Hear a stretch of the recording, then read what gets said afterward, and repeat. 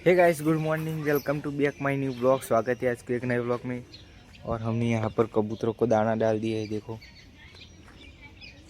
और देखो गांव का सुबह का माहौल कैसा है।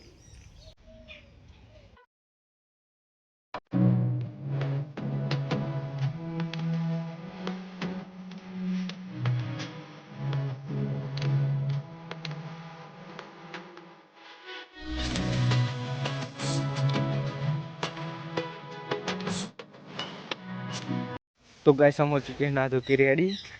और अब जाएंगे वहाँ पर। विजय और बाकी बच्चे पतंग उड़ा रहे हैं, तो हम वहाँ पर चलते हैं। तो गाइस, हम वहाँ पर आ चुके हैं और इधर सभी बच्चे देखो।